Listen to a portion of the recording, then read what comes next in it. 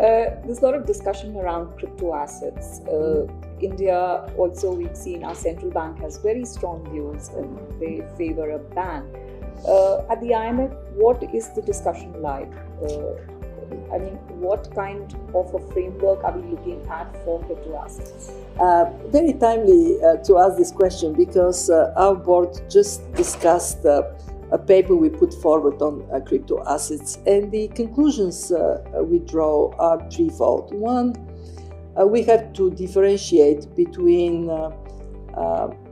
CBDCs on one side and privately issued digital assets on the other side. And within the privately issued, we have to differentiate those that are backed, stable coins that are truly stable, and crypto assets that are not backed and where the risk is much higher. They're an investment asset, not money.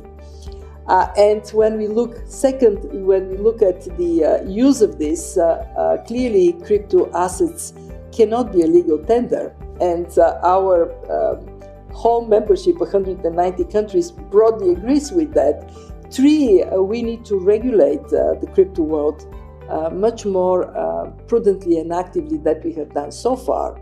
And in that sense, as we move forward, for consumer protection and protection of financial stability, yes, specifically the unbacked crypto assets, countries have to have the ability to address them, including not taking entirely the threat of a ban off the table.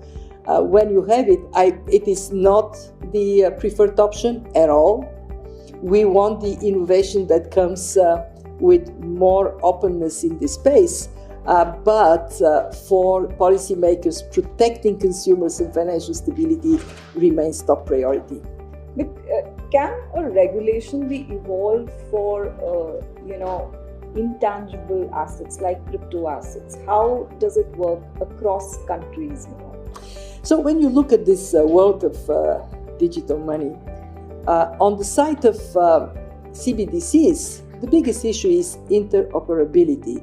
Can different platforms allow us to still go with cross-border payments? And most recently, India and Singapore agreed on that kind of cross-border payment. So this is a very important place for policies to come to work. And then on the other side is, how do we allow the crypto world to continue to evolve? There is a technological aspect of it, but there is also a policy aspect. For example, protection of data, the ability to protect consumers from risks. What could a meaningful regulation be? Of course, first and foremost, transparency, information about risks. So you as a consumer, you can differentiate a stable coin that is really stable from one that is not.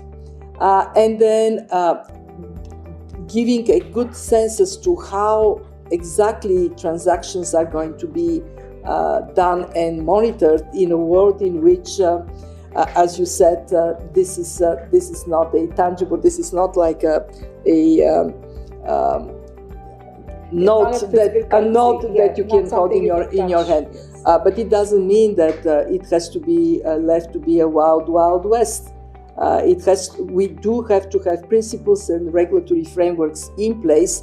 And so we are now being charged, the Financial Stability Board, IMF, Bank for International Settlement, to work on these frameworks. How soon can we have this come?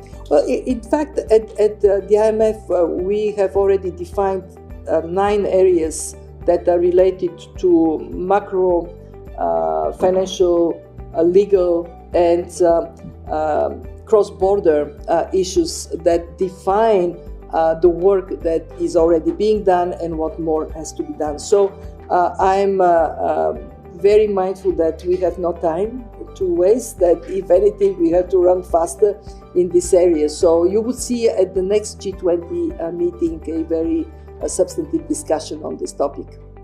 Well, great. Thank you so much for joining us and giving time